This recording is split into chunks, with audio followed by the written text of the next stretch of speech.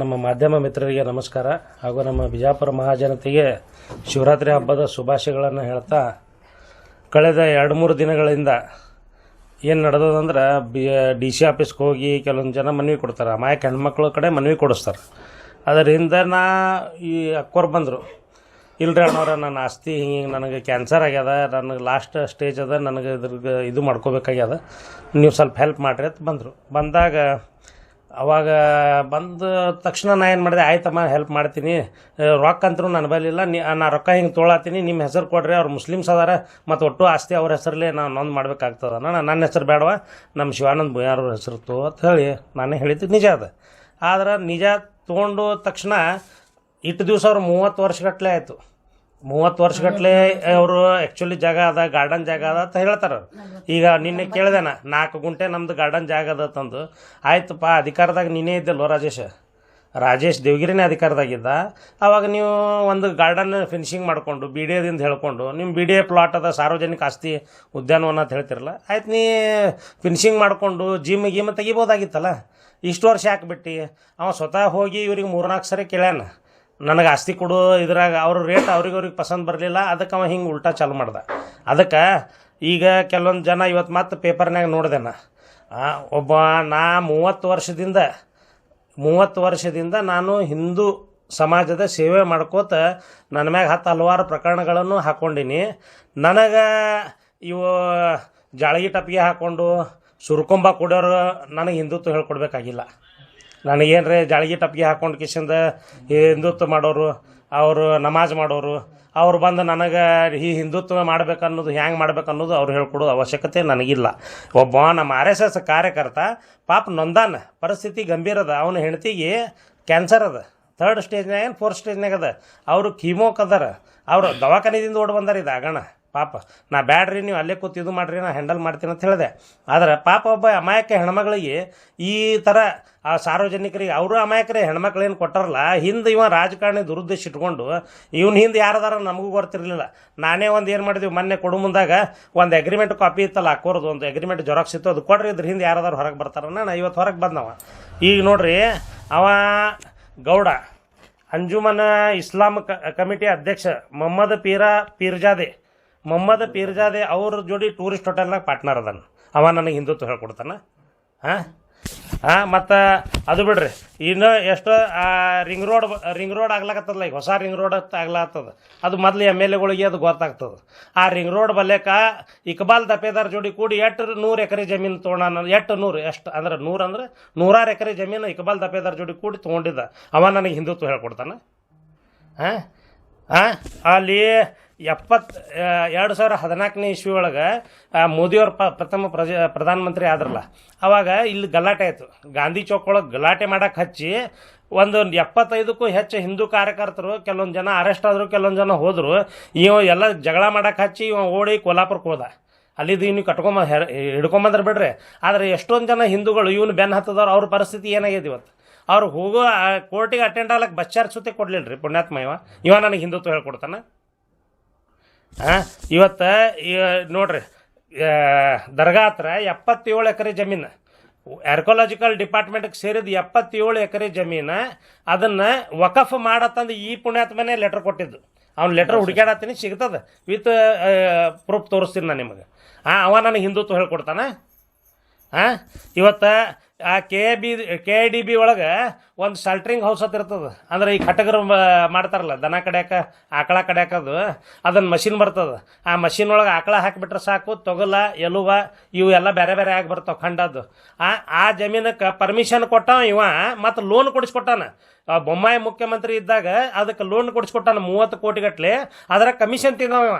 ಯಾಕಂದ್ರೆ ಅವಾಗ ನಾನು ಅವನು ಆಫೀಸ್ ಹೊರಗೆ ನಿಂತಿದ್ದೆ, ಅಲ್ಲಿ ಬೇಪಾರಿ ಅಂತ ಒಂದು 2 ಹುಡುಗರು ಬಂದಿದ್ರು. ಅವ್ರು ಹಿಂದಕ್ಕೊಮ್ಮೆ ಆಕಳ ಹಿಡ್ದಾಗ ನನ್ನ ಮ್ಯಾಗ ಕೇಸ್ ಹಾಕಿದ್ರು. ಯಾಕೋ ನೀವ್ಯಾಕೆ ಇಲ್ಲಿ ಬಂದಿರಿ, ನಮ್ಮ ಗೌಡ ಮುಸಲ್ರು ಕಂಡ್ರೆ ಆಗ್ಬರೋದಿಲ್ಲ. ಏನ್ರಿ ಗೌಡ್ರ ಜೋಡಿನೇ ಬೈಠಕದ, ನಮ್ಮ ಸಾಲ್ಟ್ರಿಂಗ್ ಹೌಸ್ ಸ್ಯಾಂಕ್ಷನ್ ಮಾಡ್ಯಾರ ಗೌಡ್ರು, ಅದಕ್ಕೆ ಲೋನ್ ಬರೋದು 30 ಕೋಟಿ ರೂಪಾಯಿ ಲೋನ್ ಬರೋದು, ಪರ್ಸೆಂಟೇಜ್ ಮಾತಾಡಕತ್ತ. ನಮ್ಮ ಎಲ್ಲರಿಗೆ ಹಿಂದೂಗಳು ಒಟ್ಟರು ಹೊರಗೆ ನಿಂದ್ರಿಸಿ ಇವ ಒಳಗೆ ಹೋಗಿ ಕೇಸಿಂದ ಅಲ್ಲಿ ಮಾತಾಡ್ತಾನೆ. ಎಲ್ಲಿ ಗೌಡ ಅವ್ರ ಜೋಡಿ 15-20 ನಿಮಿಷ ಮಾತಾಡ್ತಾನೆ. ನಾನು ಅದು ಅಬ್ಸರ್ವ್ ಇದ್ದೀನಿ. ಈ ಮಹಿಳಾ ಬ್ಯಾಂಕ್ ಅದಲ್ಲ, ಈ ಸಿದ್ದೇಶ್ವರ ದೇವಸ್ಥಾನ ಎದುರುಗಡೆ ಅವ ನನಗೆ ಹಿಂದುತ್ವ ಹೇಳ್ಕೊಡ್ತಾನೆ. ಕಟಗರಿಗೆ ಇಲ್ಲಿ ಒಂದು ಕಡೆ ಗೋಶಾಲೆ ನಾಟಕ ಮಾಡ್ತಾನೆ, ಇಲ್ಲಿ ಬಂದು ಆಕಳ ಕಡಿದಂಥದ್ದು ಇದು ಹಾಕಿಕೊಡಕ್ಕೆ ಅವನೇ ತಾನೆ. ಇದು ಅಕಸ್ಮಾತ್ ಇರಲಿಲ್ಲಪ್ಪ ಅಂದ್ರೆ ಅದೇ ಪುರದೇವ್ರು ಸಿದ್ದರಾಮೇಶ್ವರ ಮುಟ್ಲಿ ಹಸಿ ಹಾಕಿಸಿದ ನಾ ಹಾಕಿಲ್ಲ ಅದ್ರ ಕಮಿಷನ್ ತಿಂದಿಲ್ಲ ಅಂತಂದು ಮಾತಾಡ್ಲಕ್ಕ ಅವ ನನಗೆ. ಇಂಥವೆಲ್ಲ ಹೇಳ್ಕೊಟ್ಟು ಇವ ನನಗೆ ಹಿಂದುತ್ವದ ಪಾಠ ಹೇಳ್ಕೊಳ್ತಾನೆ ಇವ. ಇವತ್ತು ನೋಡಿದೆ ದೊಡ್ಡದಾಗಿ ಹಿಂದೂ ನಾಯಕ ಮಹಾನ್ ನಾಯಕ ಹಿಂಗೆ ಮುಸ್ಲಿಂ ಮಾಫಿಯಾ ಜೋಡಿ ಅರೆ ಅವ್ರು ತೊಗೊಳಕತ್ತಿದ್ರು. ಒಬ್ಬ ಮುಸಲ್ಮಾನ ಜೋಡಿ ಅವ್ರು ರೊಕ್ಕ ತೊಗೊಳತ್ತಾರ, ಹೆಲ್ಪ್ ಮಾಡತ್ತಾನವ. ಅವನಿಗೆ ಹೆಲ್ಪ್ ಮಾಡತ್ತಂದ ಕಿಶಂತ ಅವ್ರು ಒಬ್ಬನ ಹೆಸರೇ ಹೆಂಗೆ ಬರೋದು, ನನ್ನ ಆಸ್ತಿ ನೀವು ನಿನ್ನ ಹೆಸರು ಕೊಡತ್ತಂದ್ಲು. ನನ್ನ ಹೆಸರು ಬೇಡವ, ಈಗ ಇದು ನಾಳೆ ಇದು ಬರ್ತತ್ ಗೊತ್ತಿತ್ತು ನನಗೆ. ಈಗ ಒಂದು ದೇವಗಿರಿಗೂ ಹೇಳಿದೆ ನಾ ರಾಜೇಶಿಗೆ, ಹಗಲತ್ತಿ ಕಳ್ಸಿನ ನಾ ಅಳಿಸ್ಲಕ್ಕ. ಹಗಲತ್ತ ಎಮ್ಮ ಹಾಸ್ಪಿಟಲ್ನಾಗ ಅದಾಳ, ಕ್ಯಾನ್ಸರ್ ಪೇಷಂಟ್ ಆಕೆ ಕ್ಯಾನ್ಸರ್ ಪೇಷಂಟ್ ಹಾಸ್ಪಿಟಲ್ನಾಗ ಅದಾಳ. ಆಕಿನ ಜಾಗ ಅಳಿಸ್ಲಾಕ ನಾ ಕಳ್ಸೀನಿ, ಹಗಲತ್ ಕಳ್ಸೀನಿ. ಯಾರು ತಹಸೀಲ್ದಾರ್ ಆಫೀಸ್ದವ್ರು ಹೋಗ್ಬೇಕಲ್ಲ ಅಳ್ಯಾಕ, ಏನು ಯಾರೇ ಗುಂಡಾಗಳು ಹೋಗ್ತಾರ ಏನು ಮಂದಿ ಹೋಗ್ತಾರ, ಅಲ್ಲಿ ಹೋದ ಅವ್ರ ಜೊತೆ ಅವ್ರಿಗೆ ಕಿರಿಕಿರಿ ಮಾಡಕ್ಕೆ ಬಂದೇವ. ರಾಜೇಶ್ ದೇವಗಿರಿ ಬರ್ತಾನ, ಅವನೇ ನನ್ನ ಜಾಗ ಹೊಡಿಬೇಕಂತ ಕೂತಾನತ್ ಇವ್ರು ನನಗೆ ಅಡ್ವಾನ್ಸ್ ಹೇಳಿದರು. ಆದ್ರೆ ದೇವಗಿರಿಗೆ ಹೇಳಿದೆ ನಾ, ರಾಜೇಶ ನೋಡಪ್ಪ ನಿಂದು ಅವ್ರ ಜಮೀನು ಅಳತಿ ಮಾಡ್ಸುಮ್ ನಿಮ್ಮ ಜಮೀನಿದ್ರೆ ನಿಮ್ಗೆ ತೋರಿ. ಮತ್ತು 30 ವರ್ಷದಿಂದ ದನ ಕಾಯತ್ತಿದ್ದೇನೆ 30 ವರ್ಷ ಆಯಿತು. ಅದು ಗಾರ್ಡನ್ ಜಾಗ ಅಂತ ಹೇಳ್ತಿ. ಮತ್ತು ಆ ಭಾಗದ ಮೆಂಬರ್ ಇದ್ದೀನಿ ಹಿಂದಕ್ಕೆ. ಏನು ಈಗ ಆ ಭಾಗದ ಮೆಂಬರ್ ಇದ್ದಾಗ ಒಂದು ಬಿ ಡಿ ಎದಿಂದ ಒಂದು ಏನರ ಫ್ರಾಂಚೈಸಿ ಹಾಕೋಬೇಕು, ಒಂದು ಏನರ ಫೆನ್ಸಿಂಗ್ ಅಂದರೆ ಈ ಗಾರ್ಡನ್ ಜಾಗಪ್ಪ ಇಲ್ಲಿ ಅಂದ್ರೆ ಪಾರ್ಕ್ ಮಾಡಬೇಕು, ಒಂದಿಟ್ಟು ಗಿಡ ಹಚ್ಚಬೇಕು. ಆ ಜ್ಞಾನ ಬಂದಿಲ್ಲ.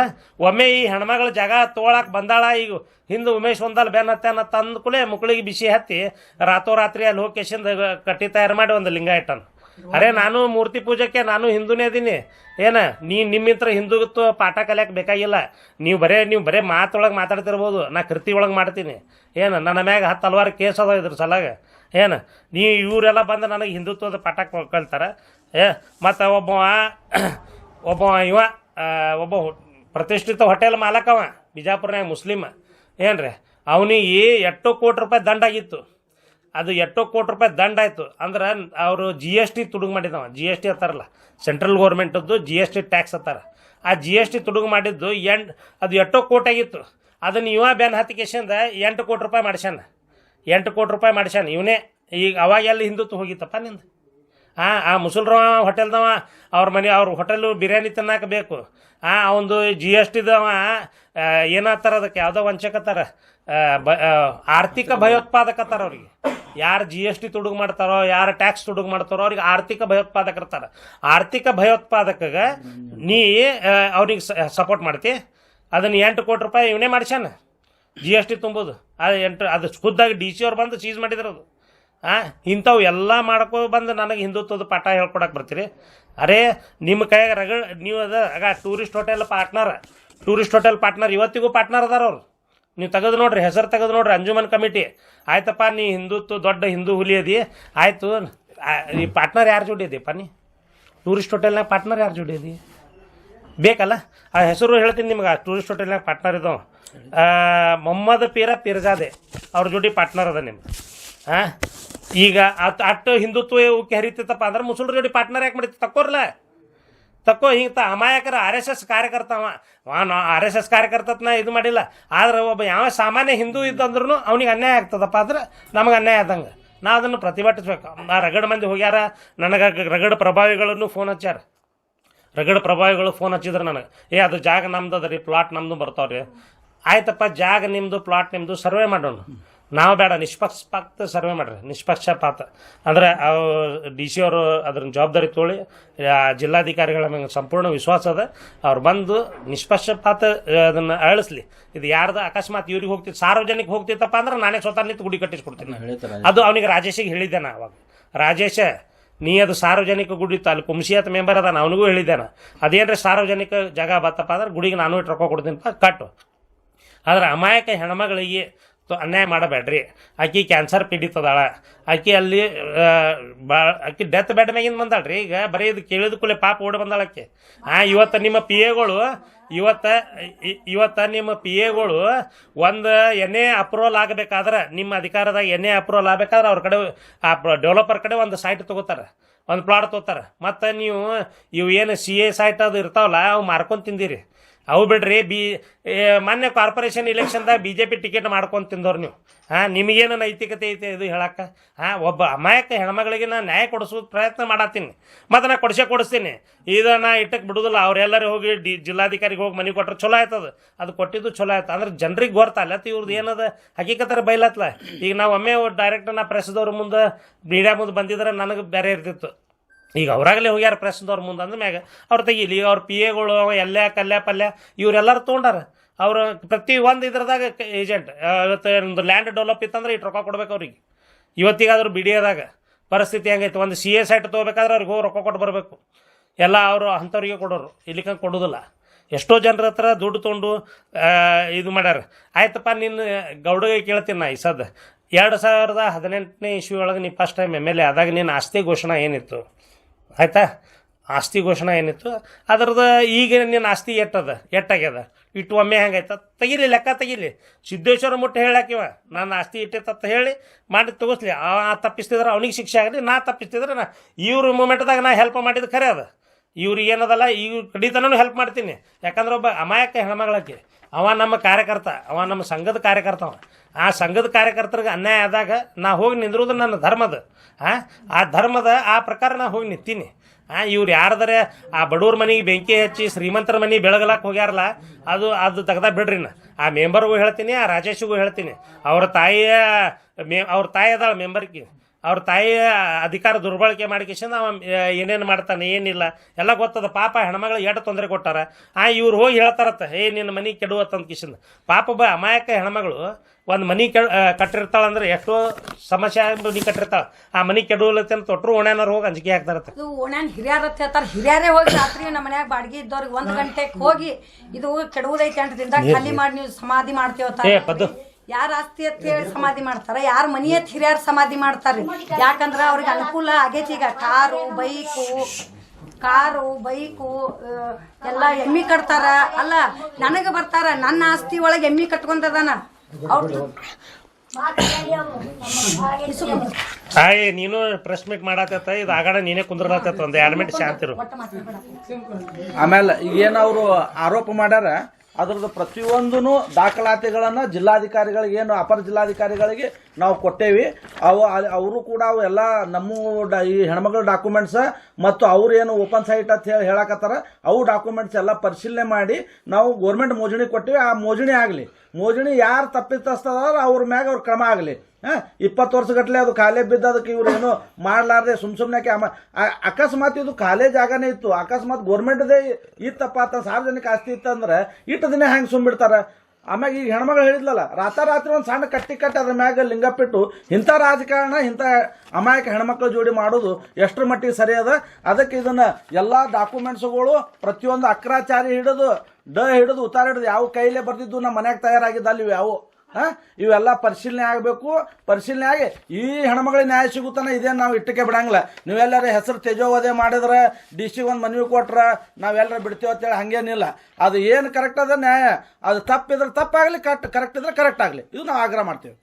ನಾವು ಈಗಾದರೂ ಈ ಹಿಂದಕ್ಕಾದರೂ ನಾ ಹೇಳಿದ್ದೀನಿ, ಇವತ್ತು ಅಮಾಯಕ ಹಿಂದೂಗಳನ್ನು ಉಪಯೋಗಿಸಿಕೊಂಡು ಎಷ್ಟೋ ಸಾಮಾನ್ಯ ಹಿಂದೂ ಕಾರ್ಯಕರ್ತರನ್ನು ಉಪಯೋಗಿಸಿಕೊಂಡು ಇವ MLA ಆಗ್ಯಾನ. ಏನ್ರಿ, ಒಬ್ಬ BJP MLA ಆದ್ರೆ ಕಾರ್ಯಕರ್ತರು ಬೆಳಿಬೇಕೋ ಇಲ್ಲೋ? ಕಾರ್ಯಕರ್ತರು ಬೆಳಿಬೇಕು. ಆ ಕಾರ್ಯಕರ್ತರು ಬೆಳೆದ್ಬಿಟ್ಟು ಇವ್ರ PAಗಳ ಆಸ್ತಿ ನೋಡಬೇಕು, ಇವ್ರ ಆಸ್ತಿ ನೋಡಬೇಕು. ಇವ್ರು ಎಲ್ಲಿ ಬೇಕಲ್ಲಿ ಹೆಂಗೆ ಆ ಸಿದ್ಧಶ್ರೀ ಬ್ಯಾಂಕ್ ಒಳಗೆ ಎಷ್ಟೋ ಮುಸಲ್ಮಾನರ ಅಕೌಂಟ್ ಅದಾವೆ, ಅಲ್ಲಿ ಏನು ಮಾಡ್ತಾನೆ ಅಷ್ಟೋ ಹವಾಲ ರೊಕ್ಕ ಟರ್ನ್ ಓವರ್ ಆಗ್ತಾವೆ. ಮೊನ್ನೆ ನಿಮ್ಗೆ ವಾಲ್ಮೀಕಿ ಹಗರಣದಾಗ ಅಲ್ಲಿ ಇವ್ರು ಬಂದಿದ್ರು, ಯಾವ್ದು ಅದು NIA ಯಾವ್ದು ಅವ್ರು ಬಂದು ಇಲ್ಲಿ ತನಿಖೆ ಮಾಡಿ ಹೋಗ್ಯಾರ. ವಾಲ್ಮೀಕಿ ಹಗರಣದ ರೊಕ್ಕ ಇವ್ರ ಬ್ಯಾಂಕ್ನಾಗ ಟರ್ನ್ ಓವರ್ ಆಗ್ಯಾವ. ಏನ್ರಿ, ಎಷ್ಟೋ ಮುಸಲ್ಮಾನರ ಅಕೌಂಟ್ ಅದಾವೆ, ಎಷ್ಟೋ ಟರ್ನ್ ಓವರ್ ಮಾಡ್ತಾನೆ. ಅಂದ್ರೆ ಏನು ಬೇಕಾದ್ ಮಾಡ್ಬೋದು, ಏನು ಬೇಕಾದ್ ಹೇಳ್ಬೋದು. ಇದಕ್ಕೆ ಯಾರು ಹೊಳ್ಳಿ ಉತ್ತರ ಕೊಡೋರು ಇಲ್ಲ ತಂದಾನ. ಒಬ್ಬ ಅಮಾಯಕ ನಮ್ಮ RSS ಕಾರ್ಯಕರ್ತದನವ, ಅವ್ರ ಮನೆಯವ್ರದಾರ, ಅವ್ರ ಪಾಪ ಕ್ಯಾನ್ಸರ್ ಪೀಡಿತ ಮನೆಯವ್ರು, ಡೆತ್ ಬೆಡ್ ಮ್ಯಾಗ ಅದಾಳ. ಆಕಿಗೆ ನಾವು ನ್ಯಾಯ ಯಾವುದೇ ಕಾರಣಕ್ಕೂ ಕೊಡಿಸೋರೆ.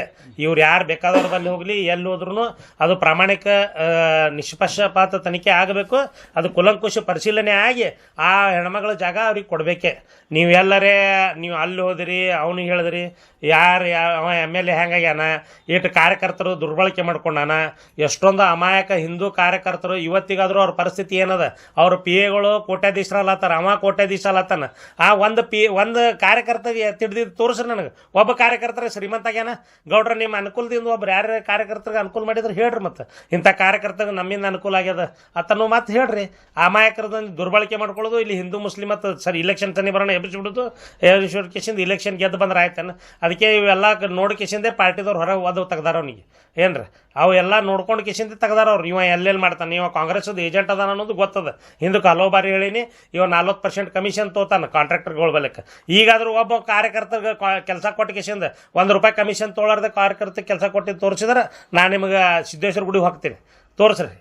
ಇವ್ಲಿಂತ್ರ ನಾವು ಇಟ್ಟು ಗಳಿಸಿವಪ್ಪ ಯಾವರೇ ಒಬ್ಬ ಕಾರ್ಯಕರ್ತ ಬಂದು ಹೇಳ್ದ ಎದಿ ತಡ್ಕೊಂಡು ಕಿಶಿಂದ ಗೌಡ್ರು MLA ಆಗೋಣ ನಮಗೆ ಅನುಕೂಲ ಆಯ್ತಪ್ಪ ಅಂತ ಒಬ್ಬ ಕಾರ್ಯಕರ್ತ ಹೇಳಿದ್ರು ನಾ ಗುಡಿ ಮುಟ್ತೀನಿ.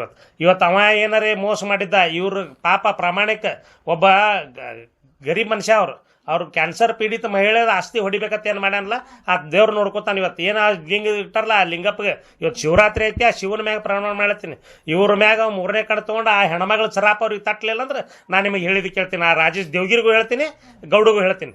ಇವತ್ತೇನು ಇವ್ರು ಏನು ಆ ಬಡವ್ರ ಮನೆಗೆ ಬೆಂಕಿ ಹಚ್ಚಿಕೆಸಿಂದ ಶ್ರೀಮಂತರ ಮನೆ ಬೆಳಗಲಾಕ ಏನು ಹೊಂಟಾರಲ್ಲ, ಅವ್ರ ಒಟ್ಟರಿಗೆ ನಾ ಎಚ್ಚರಿಕೆ ಕೊಡ್ತೀನಿ.